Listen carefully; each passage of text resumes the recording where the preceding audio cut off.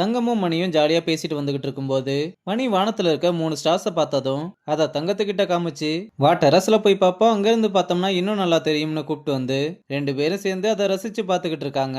அப்ப மணி கீழே மாத்தையனும் தீயவும் தனித்தனியா உட்கார்ந்துருக்கத பார்த்து அதை தங்கத்துக்கிட்ட சொல்லி அவங்களும் இந்த மாதிரி ஸ்டார்ஸ் எல்லாம் பார்த்திருக்காங்க, அப்ப அவங்களும் சேர்ந்து தானே இருக்கணும், ஏன் பிரிஞ்சிருக்காங்கன்னு கேக்குறான்.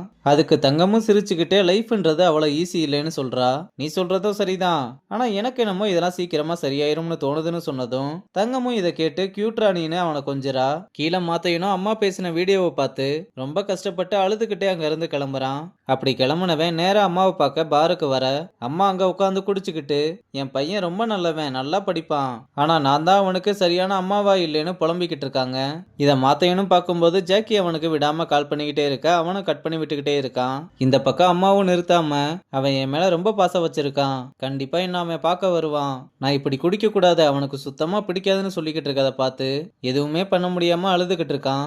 இங்க ஜாக்கியும் மாத்தையன் கால் பண்ணி எடுக்கலைன்னதும் தியோவுக்கு கால் பண்ணி அவன் போன் பண்ணா எடுக்கவே மாட்டான், உனக்கு ஏதாவது தெரியுமான்னு கேட்டுக்கிட்டு இருக்கான். நீ பயப்படாத, இங்கதான் எங்கேயாவது பக்கத்துல போயிருப்பான்னு சொல்லிக்கிட்டு இருக்கும்போது மாத்தையனும் ரூமுக்கு வந்து ரொம்ப அப்செட்டா உட்கார அவன் வந்துட்டான், நான் அப்புறம் கூப்பிடுறேன்னு காலை கட் பண்ணிட்டு டேய் எங்கடா போன, கால் பண்ணிக்கிட்டே இருக்க எடுக்க மாட்ற, தியோ கிட்ட சொன்னாலும் தெரியலன்னு சொல்றா, நீ தியோ வீட்டுக்கு போயிட்டு வந்ததுல இருந்தே சரியில்லை, உங்க 2 பேருக்குள்ள அப்படி என்னதான் ஆச்சுன்னு கேட்க மாத்தையன் அதுக்கு பதில் எதுவுமே சொல்ல மாட்டான். சரி அதை கூட விடு, இப்ப எங்க போயிட்டு வரேனாவது சொல்லுடா. எங்க அம்மாவை பார்க்க போனேன், அவங்கள கேர் பண்ணிக்க கூடாதுன்னு நினைச்சேன், ஆனா அம்மாவோட வீடியோ பார்த்ததுல இருந்து என்னால முடியல, ஏன்னு ஒண்ணுமே புரியல மச்சான், எந்த ஒரு பிள்ளைக்கும் அம்மாவுக்கு ஒண்ணுனா இப்படிதான் பதறும், அந்த கிரிசால மட்டும் இல்ல, அம்மாவை யாராலையும் எதுவும் பண்ண முடியாது, அம்மாவுக்கு ஒன்னும் ஆகாது மச்சான் பாத்துக்கலாம்னு அம்மாவுக்கு ஒன்னும் ஆகாது மச்சான் பாத்துக்கலாம்னு ஆறுதல் சொல்றான். மறுநாள் ரங்கே ராஜசேகருக்கு கால் பண்ணி மாத்தையன் கிரிஸ் அடிச்ச வீடியோ வச்சு ஏதாவது பெருசா பிளான் பண்ணிருப்பேல, இப்ப என்ன என் பிளான கண்டுபிடிச்சத சொல்லதான் கால் பண்ணையா? இல்ல உன்கிட்ட இருக்க எவிடன்ஸ் மாதிரி என்கிட்டயும் ஒண்ணு இருக்கு, கொஞ்சம் உன் போனை செக் பண்ணி பாருன்னு சொல்ல ராஜசேகரும் அப்படி என்ன வீடியோ அனுப்பியிருக்கான்னு பாக்குறான். என்ன வீடியோன்றத நமக்கு காமிக்கல, ஆனா மாப்பிள்ள பார்ல அம்மா வீடியோ எடுத்தது அங்க இருந்த சிசிடிவி ஃபுட்டேஜ்ல ரெக்கார்ட் ஆயிருக்கும், அதை இப்படியோ ரங்கையும் எடுத்து அதை தான் அனுப்பியிருப்பான்னு எனக்கு தோணுது. நீ இப்ப மாத்தையன் மேல கம்ப்ளைண்ட் கொடுத்து ஏதாவது பிரச்சனை பண்ணணும்னு நினைச்சா நான் இந்த வீடியோவை வெளியே விட்டுருவேன், அப்புறம் சொசைட்டில உன் பேரு, உன் அகாடமியோட பேரு, உன் ஸ்டேட்டஸ் எல்லாம் மண்ணோட மண்ணா போயிரும், இனி நீ கொடுக்குற ஒவ்வொரு அடியும் உனக்கு டபுளா திரும்பி வரும்னு மிரட்டுறான். ராஜசேகரும் இதனால ரொம்பவே அப்செட் ஆகுறான்.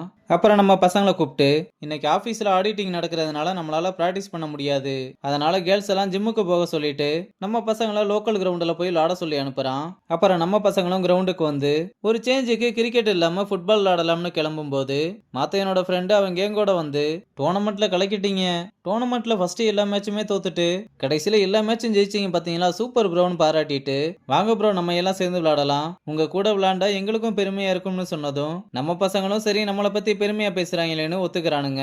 அப்ப 2 பேர் டீம் எடுக்கும்போது எனக்கு தான் மணி வேணும், எனக்கு தான் ரிசீவ் வேணும்னு ஜூனியர்ஸை ரொம்ப பெருமையா பேசி டீம் எடுத்துக்கிட்டு இருக்கானுங்க. கடைசியில வேலுவை யாருமே டீம்ல எடுக்கலன்னு பாண்டா சொன்னதும் வெள்ளை டிஷர்ட் காரனும் என் டீம்ல ஆடுங்கன்னு கூப்பிடுறான். இதனால வேலுவும் நம்மள ஒரு பையனும் மதிக்கலையேன்னு ரொம்ப கடுப்பாகிறான். அப்புறம் மேட்ச் ஆரம்பிச்சதும் வேலுவும் ரிஷியும் ஓப்பனிங் இறங்க ரிஷி பால் 6 அடிச்சதும் ஆப்போனன்ட் டீம்ல இருக்கவங்க கூட சூப்பரா விளாடுறீங்கன்னு பாராட்டுறாங்க. டேய் அவன் ஒரு ஷாட்டு தான்டா அடிச்சான், அதுக்கேண்டா இப்படி பண்ணிக்கிட்டு இருக்கீங்க, போய் முதல்ல பால போடுங்கடான்னு வேலு கடுப்பாகிறான். அடுத்து ஒரு சிங்கிள் எடுத்து ரிஷி 2 வர வேலுவை கூப்பிட்டு உங்க ஜூனியர் உங்களையே தூக்கி சாப்பிட்டுருவான் போலன்னு ஏத்தி விடுறானுங்க. வேலுவும் அவனை விட நல்லா விளாடுற பசங்களாம் வெளியே இருக்கானுங்கன்னு சொல்லிட்டு பேட் பண்ண போட்ட பால்லே டக் அவுட் ஆனதும் செம்ம கடுப்புல வெளியே வரான். அப்புறம் ரிஷி 4 6 அடிச்சுக்கிட்டு இருக்க நம்ம ஜாக்கி வெளியே நின்று கைத்தட்டி என்கரேஜ் பண்ணும்போது பரவாயில்ல ப்ரோ, உங்க ஜூனியர்ஸுக்கு நல்லா சப்போர்ட் பண்றீங்க, உங்களுக்கு பயமா இல்லையா? டேய் நாங்க எதுக்குடா பயப்படணும், நல்லா விளாடுற டீம்ல நமக்குன்னு இடம் இல்லாதப்போ பயமா இருக்கும்ல, ஒரு சீனியரை விட டோர்னமெண்ட்ல ஜூனியரை தூக்கி விட்டுருக்கீங்க, உண்மையாவே நீங்க சூப்பர்னு சொல்ல இதை கேட்டு ஜாக்கியும் ஒரு மாதிரி ஆகுறான்.